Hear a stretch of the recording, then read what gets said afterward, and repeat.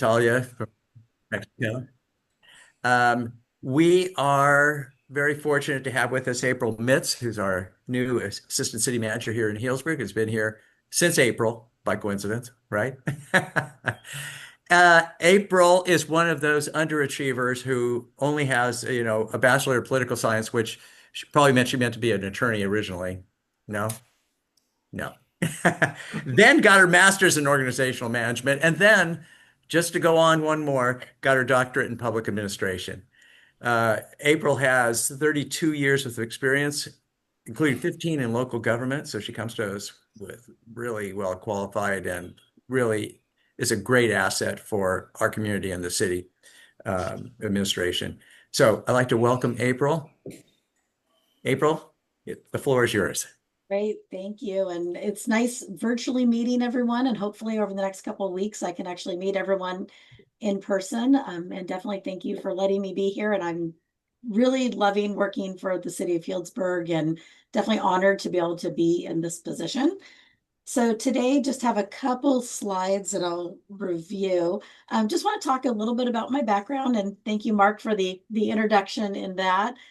Just kind of what is the role of an assistant city manager or an ACM? A lot of people might not know what the role is, what exactly I'm doing in Healdsburg right now, and then also just a preview of the city council goals and their work plan, which they just adopted this past Monday at the council meeting. So just wanted to make everyone aware of some of the great things that are happening in Healdsburg.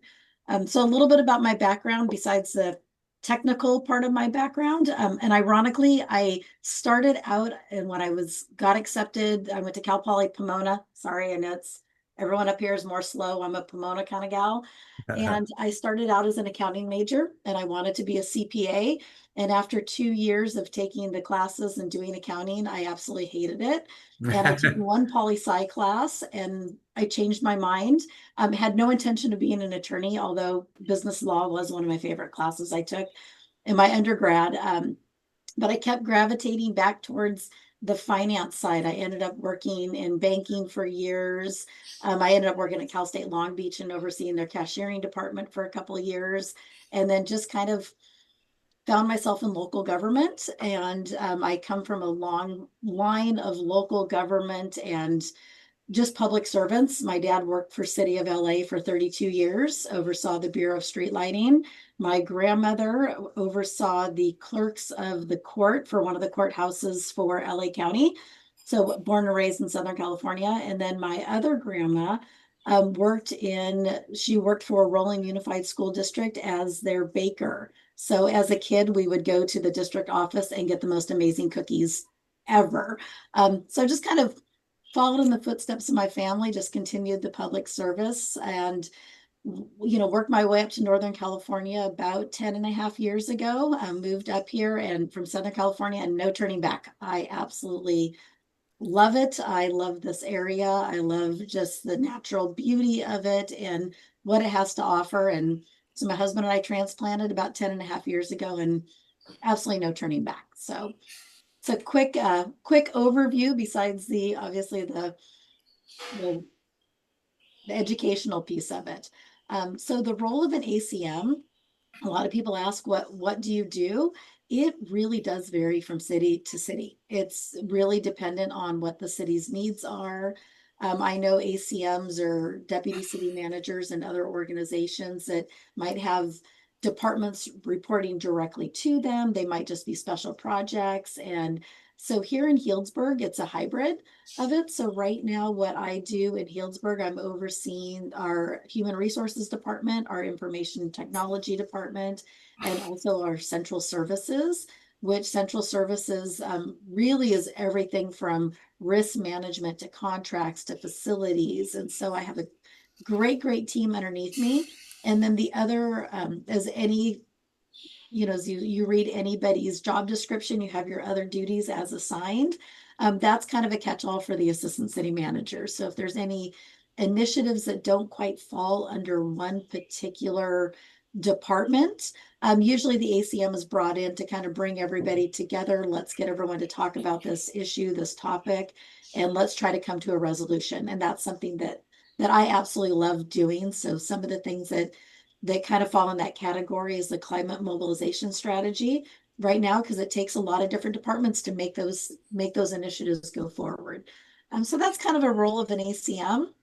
Um, I I view myself, I'm here to let the city council succeed and help the city manager succeed.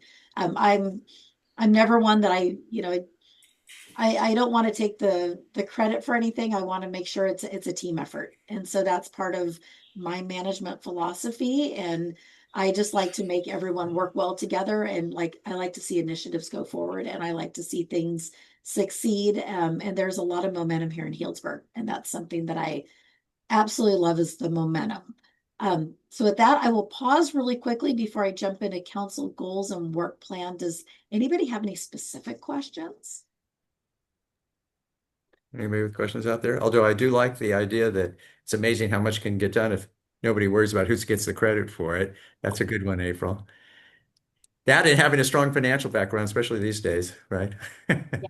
Oh yeah, and when I started in St. Helena, which directly before this, before coming to Healdsburg, I started as their finance director and then morphed into their admin services director, which oversaw finance, HR, and IT, and then became their assistant city manager. So it was a great progression for me, a great town. There's a lot of similarities. And so what I'm really looking at, there's whether it's you're talking about the arts and culture, you're talking about water issues, climate issues.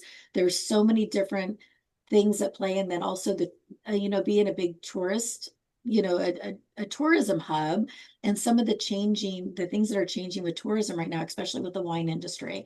And so it's a lot of very similarity, a lot of things that are similar, but then just different people involved. So I'm loving getting to know the community here in Healdsburg. And it's an easier drive for me, not gonna lie. I definitely am loving that. I live in the Sonoma County side, so I'm very glad to be able to stay in Sonoma County. So it's very exciting for me to be here. And I was telling Jeff and others the first couple of weeks, I'm getting tours from all of the department heads, and I'm seeing the same portions of the city, but from a different perspective each time, which has been fascinating to be able to do. And it's fun to be able to see Healdsburg from a working here side point of view, as opposed to it's a great place that whenever we have visitors, which is very often, um, I've always come up here from the tourist point of view. And so now it's actually okay, working here, living here, breathing here. It's a fun perspective to take.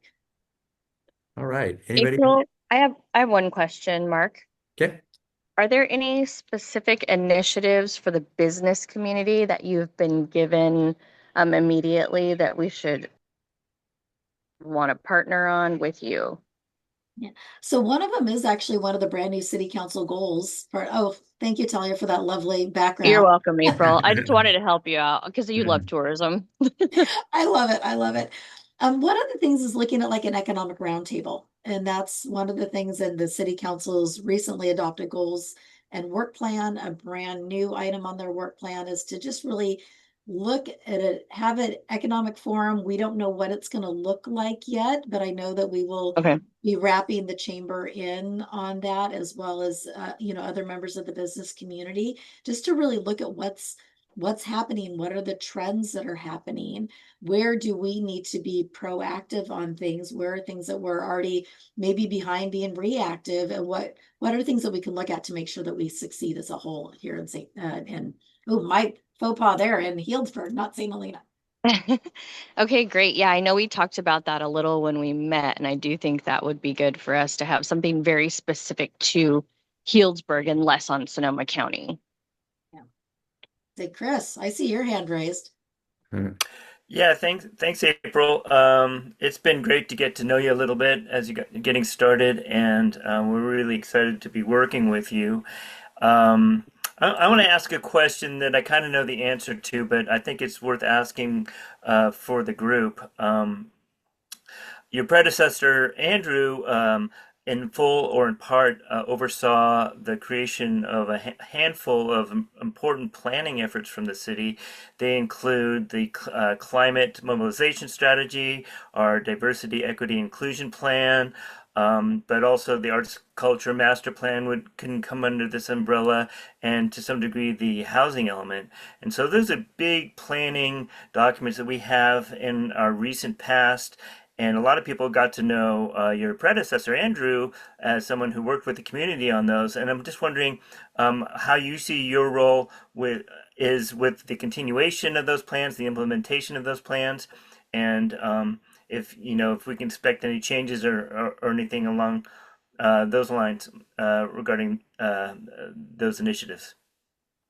Yeah, definitely. I have all those initiatives in my lap. I was actually, ironically, just listening to the council meeting for the special workshop when council adopted the DEI plan. So it's something that I'm currently looking at right now. I'm just getting up to speed. I call it drinking from the fire hose for all these very, very large initiatives and great initiatives. So yeah, I'm definitely going to be taking up the torch on those, continuing with them, working with the various departments, just so we can bring things in front of council and in front of the community, just so we can see so you can see the progress that we're making. And then a lot of these documents, they're living, breathing documents. It's not a one and done. I mean, the climate mobilization strategy, DEI, it's definitely not a one and done. Everything is ever evolving right now. So I plan on still having, carrying the torch on that and making sure that we continue the progress. And of course, I'm pleased to hear that. A lot of people worry that the city goes through these efforts and then things fizzle, and so I'm really grateful to know that you're engaged with those efforts and look forward to working with you on them. Thank you. Nothing drives me more crazy than having a great plan that sits on a shelf. Like we've seen that, I've seen that over and over again, and I like that things aren't sitting on shelves here, so that's great. Awesome. Okay, if no other questions, I will roll right into city council goals and work plan, just so everyone here is aware of what we are doing here in the city and some of the great efforts that we're making. So a little bit of background is city council does review and adopt their work plan on an annual basis, and it corresponds with our fiscal year, which is July 1st to June 30th. And so, as I stated earlier, city council did just adopt their goals this past Monday. Prior to adopting their goals, we did have a one-day workshop on April 18th, and that is a workshop. We hold it every year. It is open to the public. Public comment can be made. So we did that on April 18th. That was my first introduction to the city, which was great. It was about a week before I started here, but I was able to come and meet all the department heads and really learn more about this community and the council on that day. So I definitely appreciate our city manager and council members allowing me to participate. And then they adopted it on June 2nd. So here's just a real brief, why do we set goals every year? Everyone in the business community, you're probably used to setting goals for your particular businesses, so this shouldn't be anything earth-shattering for us. But first, we set the goals to determine and drive direction. And we also do it to align and commit our resources for the city. So the city does have limited resources. We have a lot of things that we want to do. This is a very active community here. But then we do have a limited amount of resources. We can't just arbitrarily raise prices on things to be able to accomplish our goals. And sometimes we have to get very creative in how we finance things. I have noticed here just in my short tenure is that that we do get a lot of grants, which is great. And getting grants it's hard, it's difficult, it's a tedious process, not only to get the grants, but then also the reporting requirements on the back end of the grants that we get. So it's really nice to see the amount of grants that we are bringing in here at the City of Healdsburg. But we also need to, we have to align our resources. We don't have unlimited resources. And we also use our goals to monitor and communicate the progress on those goals. So we do have regular updates to the city council on, hey, here are the things that you want staff to work on. Here are the priorities that you've set for staff to do. And here's how we're doing. Here's where we're making it. Here's where we're not making it. Here's where we might need to realign resources. That does happen a lot. You might have COVID as a great example that I think we're all familiar with. Every city knowing, especially if it's a tourism driven city, from day one, as soon as everything shut down, you automatically have I mean, it's probably about a third of your revenue is lost. And so it's something that we might need to realign resources. The other thing that we do is that when we go to update and monitor the progress of it, sometimes you might have this great grant that comes out that you weren't aware of, but it means you have to fast track one project and put another project, maybe to the side burner. So that's something that we utilize more monitoring, and we're communicating that progress out. And then also we want to celebrate the accomplishments. What I've noticed in Healdsburg is there's a lot of momentum. There's a lot of great projects that are happening right now. And one of the ones that we just celebrated the accomplishment last week was Purple Pipe. So it's to bring recycled water to various areas throughout the city, which is a huge undertaking, and a lot of people don't realize that the planning for that started happening years and years and years ago, and it's something that came to fruition. And so what that does is, yes, it's Purple Pipe, it's recycled water, but what it also does, it protects our water resources that we have here in the city. So that was a huge accomplishment, and we'd like to celebrate those. So that's one of the other reasons why we do set our goals. So a little bit of the strategic direction, so everyone has a better understanding. We do currently have a 5-year strategic plan. It was set to go from 2020 to 2025. We are continuing that 5-year strategic plan. Out of that strategic plan that happened 5 years ago, there were 7 very specific strategic goals. And so those revolve around economic diversity and sustainable growth, environmental stewardship, affordable housing, infrastructure and facilities, effective governance, public health and safety, and also community services. So those were the 7 strategic goals. From the strategic goals, the city council sets their specific 1-year goals. So in fiscal year 24-25, which we're just wrapping up right now, we're in our final stretch. We have a couple more days in this current fiscal year. There were 36 individual projects that were set by city council that were 1-year goals to fit in that 5-year strategic plan. And so we had the 36. And then now for our next year, which council just adopted, that has increased to 44 individual projects. So one of the things that I always let everybody know, when we look at these specific goals, we use the iceberg analogy. So you have an iceberg, you have the very tip of an iceberg, which is just a little portion of the iceberg, and then you have the water, and then you have a huge portion of the iceberg that's below the tip of it. What you see below the water line, that is day-to-day activities of the city. That's just to keep the city running. So we're talking electrical, we're talking water, we're talking wastewater, we're talking streets, just finance portion of it. So that's all below the water. All the goals that the city council sets is just that little tip of the iceberg. And so we definitely we like to use that analogy. So people, there's a lot of stuff that happens day in and day out that people don't realize. You turn your faucet on, water comes out. Great. People usually don't think about what happens on the back end to be able to get that water to the customer. Same thing with, you flush your toilets, that's all working great until it's not working great. And it takes a lot of energy. Electricity. We provide electricity to the community. Same thing, you flip that switch, the light goes on. There's a lot of stuff that goes on the background that people don't recognize. So that's, so everything that the council sets above and beyond, that's just the tip of the iceberg, and that's where the limited resources comes into play. There are so many things that we want to be able to make a goal, but we just can't because we have all the other things that we're dealing with as well as staff. So here is our council goals and active city. It's a Chamber of Commerce. Yep. And so our city council goals and our active project list. So how was this list created? So again, very narrow list of 44 items. It's still a lot of items, but how was it actually created? So when we went into this round of goal setting, the first thing that we did is we updated our city council goals and we removed completed items or near completed items. So things that we knew were coming to an end very, very in the short term, we took those out. And then we added projects with prior council direction. So those were any projects that along the way, over the past year, again, maybe a grant opportunity came up, or maybe it was something new that we needed to do through the year and through city council action.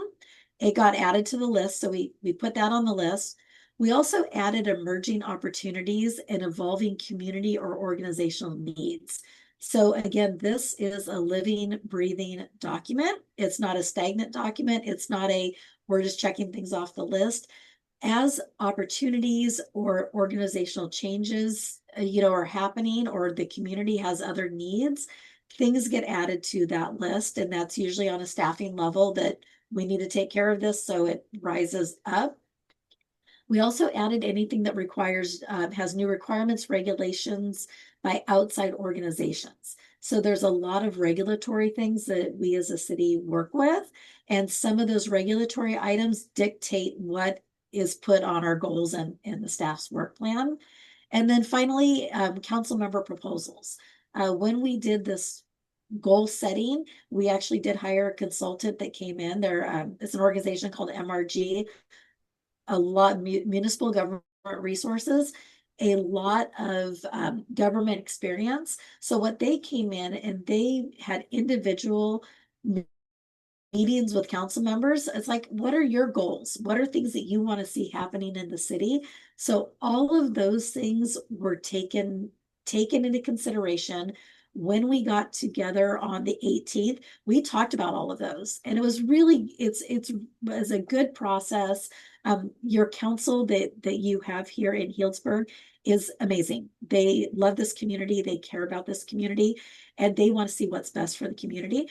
And everybody has a lot of their goals aligned. There were some goals that they wanted to see happen, and unfortunately, because of limited resources, everything cannot make the list. But there was a great dialogue, and there's respect among all the council members, and it is very nice to see. So if you never have gone to one of these goal settings, I definitely encourage you, watch the council meetings, come to different goals workshops, and kind of see the behind the scenes and the dialogue that happens.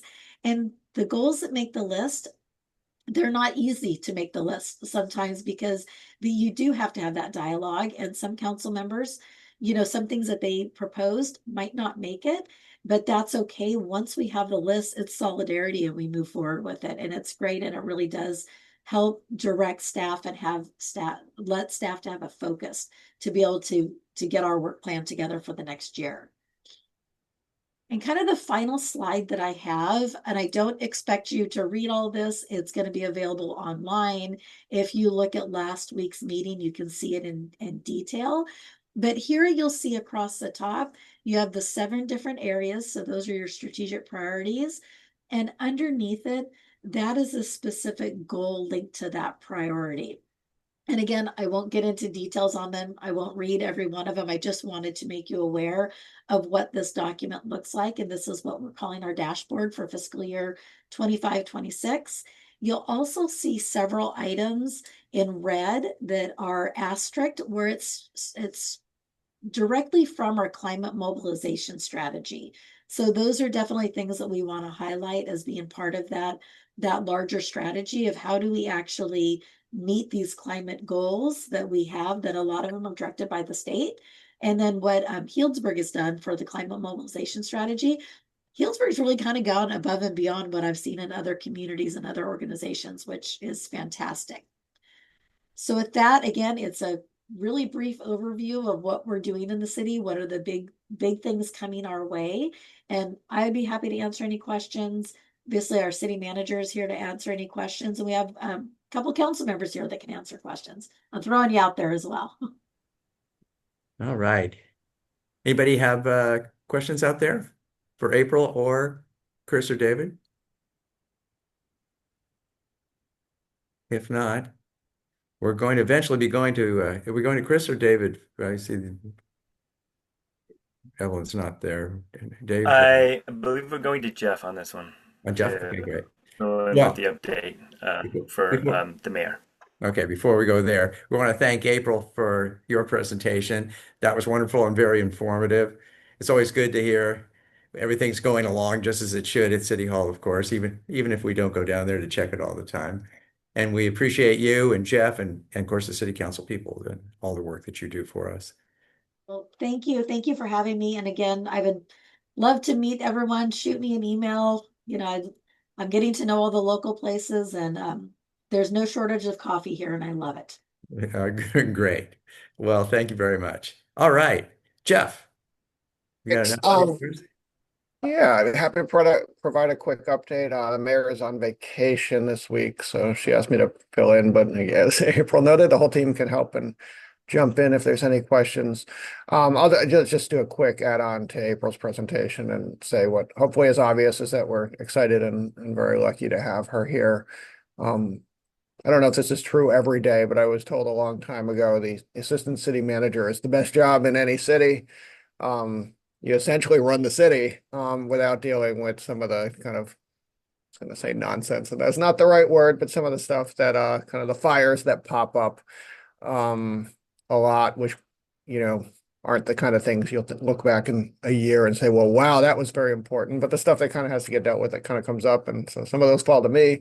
And meanwhile, I can trust that there's somebody who knows what they're doing that's running a couple $100 million operation with critical, essential public services. So it is a big job, and obviously it's somebody, and certainly is in this case, where if I decide on, let's not, no dramatic examples, but if I decide I'm going to take a super long sabbatical or a vacation, somebody just steps in and it's seamless. And so we've got that and we're lucky, and we'll try to make it not too overwhelming a job, but we've got somebody who obviously has the experience and has been a good member of our team. So it is a big position, obviously. A couple of other updates that I was going to provide. April mentioned that we finished, but I'll put an exclamation point on it. The recycled water pipeline project. I probably mentioned that 5 or 6 times over the last 2 years. But it's been something that the city's been working on for over a decade. It was deemed infeasible, financially infeasible at one point. And then somehow we made it feasible, found grants, cobbled funding together.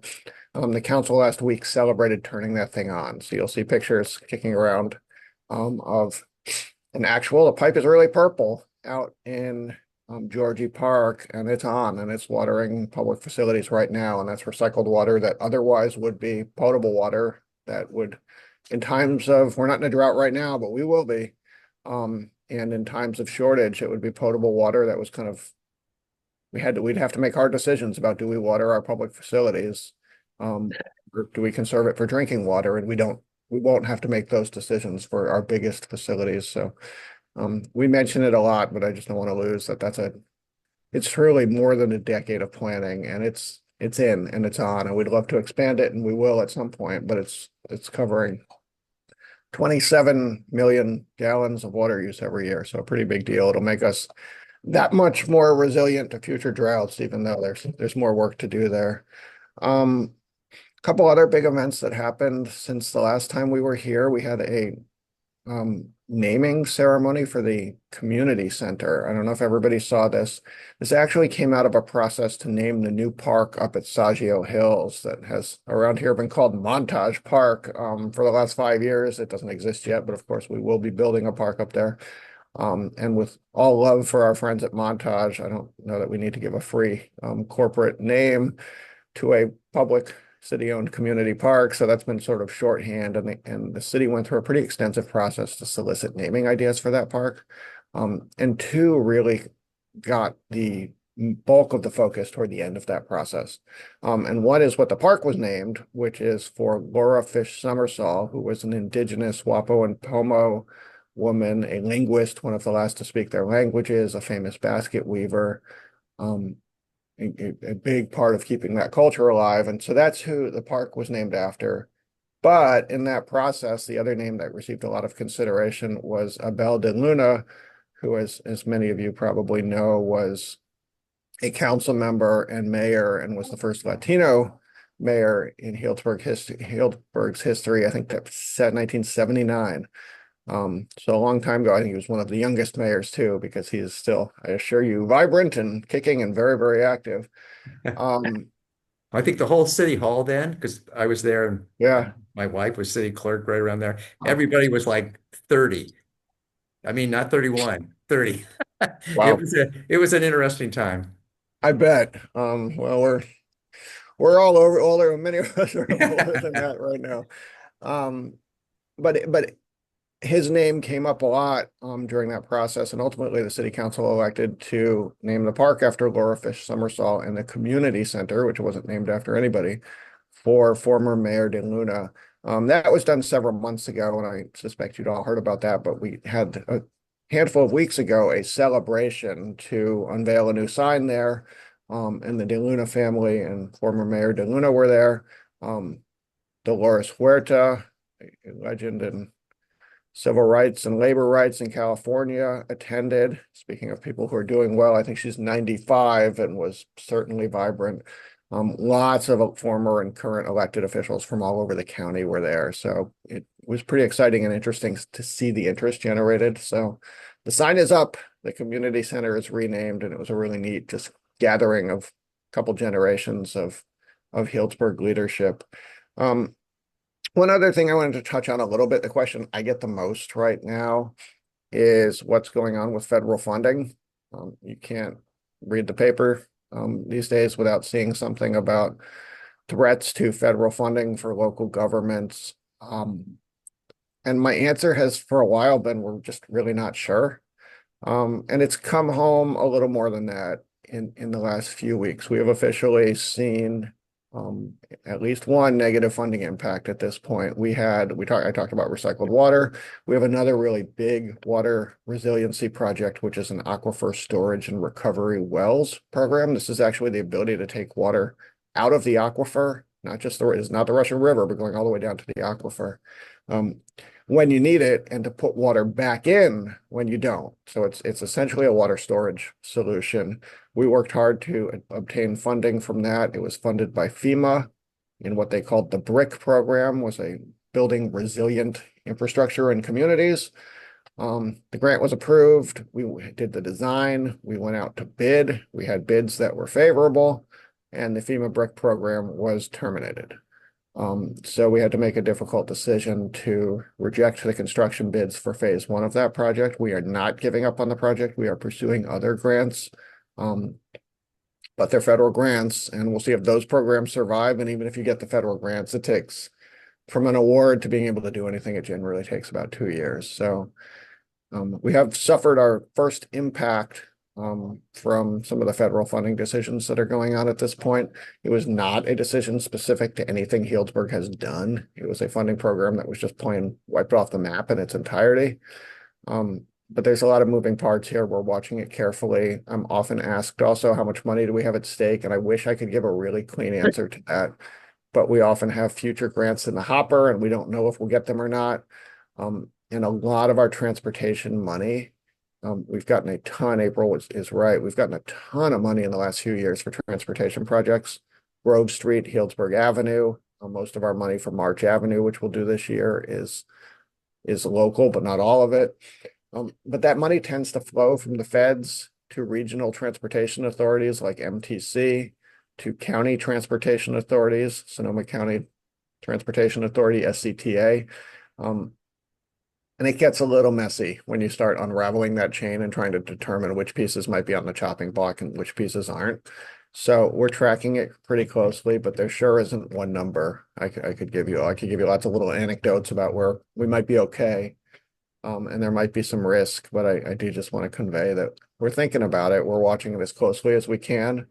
These are interesting times, and the news changes all the time, and you can call FEMA or you could call the DOT, and even when there are some good people there, and even when you get them on the phone, generally the answer you get is, we don't know either. So nothing on crisis level at this point. We do not rely on federal funds for day-to-day operations. These tend to be special projects, even though they could be things that are really important that we really, really want to get done. But it's not, as though paying the police officers or the firefighters is something that's federally funded. So I think our operations are stable. But there could be some projects at risk. It's hard to tell, and it's a bit of a moving target. So we're watching it. I think that's probably good for me. Happy to take any questions. I have a quick question, Jeff. Can you tell us a little bit more about the changes to the speed limits in town that we're anticipating? Is it July 1st that they're taking effect? Sort of this summer. There is kind of a grace period in terms of timing. So yes, we'll be working on updating signs somewhere around that timing. We do have a little bit of work to do to have signage and information out there. Um, However, there's kind of a soft launch to new speed limits, and I'll talk about what they are and how we got there in just a sec. But none of this is intended to be punitive. So even when we get all that signage installed this summer and start doing some outreach so people are aware, we will go a minimum of 30 days where nobody will get a ticket in those areas. And if we'll probably do some enforcement, but it would just be warnings. We don't want anybody who's otherwise driving pretty safely and just didn't know about a change to feel victimized. With that said, there was 2 years ago a pretty significant change in state law. Historically, speed limits have been set by what they call the 85th percentile rule. You do speed tests, you determine how fast people are driving, you take the 85th percentile, and that's as high as the speed limit can be. It's for a lot of people that's been frustrating and counterintuitive, right? If everybody's driving there's some limits on that, but if everybody's driving 100 miles an hour on your street in the 85th percentile, why on earth is that safe? So I know that's been frustrating to people for a long time. So there were changes a couple of years ago, which allow you still have to do speed tests, but give a fair amount more leniency where it used to be very restricted to just school zones or things like that, where you could go lower, where you can look at other characteristics where it's in the community's interest to control speed a little bit more. So there were a number of segments, mostly arterials in town. And it's generally just a 5 mile an hour reduction. But where there was an action this week to bring down speed limits in places where we meet those criteria and you have active pedestrian areas, definitely school zones, bike lanes, just where you see potential for conflict or injuries. So there's a map available. We'll be disseminating this more. The council just considered the item 3 days ago. But there's a pretty good handful of segments where you'll be seeing what are mostly 5 mile per hour reductions in speed limits. So this is depends how big a deal you think 5 miles an hour is, but it's kind of a big deal for us administratively in that we have a ability to change things that was never there before. So we'll get that map out to everybody, but there'll be a decent. Great, thank you. All right. Anybody else? Do we have are there any street improvement projects as part of the goals coming up for the next year or two? Okay. Yeah, I can think of three. April, let me know if I miss one. Initiate construction on March Avenue. Every year we get pavement rehabilitation money, and we have just been 2.5 years now. We've been cobbling all of it together to get to the one really, really expensive. March is big, it's wide, and it deteriorated to a point where a slurry seal, which can be pretty cheap, isn't going to cut it. You have to grind it up and repave it. So we need to do one. We had a community meeting on that a couple of weeks ago on some design ideas. We need to do one more check-in with the city council on that pretty soon. And we're going to put that sucker out to bid. The biggest, messiest construction probably is in the spring, but it's my intent in this fiscal year, we're paving March Avenue. So that's one. We also hope to get to the point of being closer to initiating or being quite close to initiating construction on the streetscape projects on Healdsburg Avenue and Grove Street. Those are actually both, Grove is pushing $3 million. Healdsburg Ave is over $10 million. Those are going to the outside observer really slow at this point, but that's because they both have an undergrounding component, which is just indescribably complicated when you're coordinating 5 or 6 utilities and negotiating with PG&E about weird laws that sort of dictate who pays for what, but we are working really hard on that design and we are making progress. So both of those should hit milestones, although Grove's a little bit further ahead, but Healdsburg Ave, realistically, you're probably not seeing construction until the following year. Which section of Healdsburg? It's Powell, somebody correct me if I'm getting this wrong, up to the city limits. It's a lot. Yeah. That's an area that's got some issues. Yeah.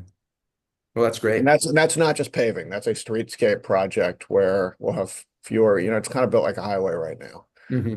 And so there'll be fewer lanes for most of it. There'll be better bike infrastructure. There'll be better landscaping. There'll be better crosswalks. So, and as much as we can afford to do, it's not all of it, but a decent chunk of it, there'll be undergrounded utilities. And that takes into consideration the construction up north with all the added traffic from that. Yeah. Great. Yeah, there's been extensive traffic modeling on that project. There is a concern that you take out lanes and slow everything down. The modeling really doesn't bear that out because ultimately all that traffic has to go wherever they're going, be it, in an evacuation in the worst case onto 101 at Dry Creek or just kind of getting around town. Inevitably, all that traffic's going to go onto some other street that's narrower anyways. So having one independent street with a lot of lanes doesn't buy you that much traffic efficiency. It'll cost us a little bit, but we're talking 1 to 2 minutes for most trips.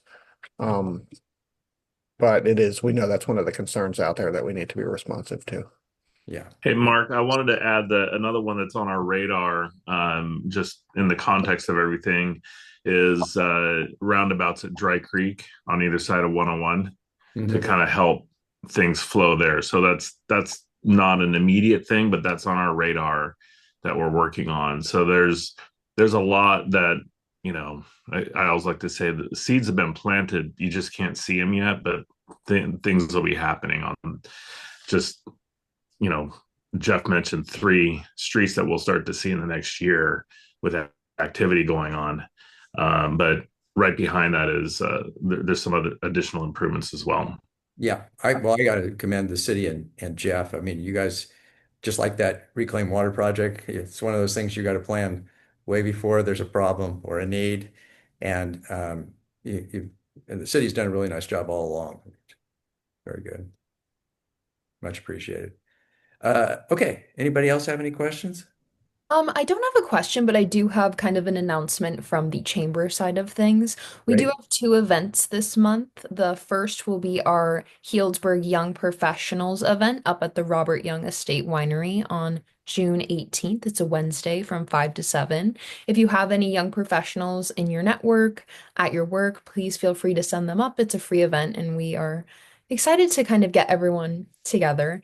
And then we also have a mixer this month. It'll be at Garden Party at Garrett Ace Hardware the following Wednesday, June 25th from 4 to 6 p.m. Tickets will go live for that tomorrow. So yeah, hope to see you all there. Great. All right. Well, once again, April, thank you very much. Really nice meeting you, at least, virtually here. Uh, and Chris and Dave, always nice having you guys here, and of course Jeff, who everybody relies on. Yeah, he is the one who takes all the flack in that front desk and does a wonderful job with handling, I will say. Okay, unless anybody has anything else, Elizabeth, if you're all good. Okay, great. Well, thank you very much.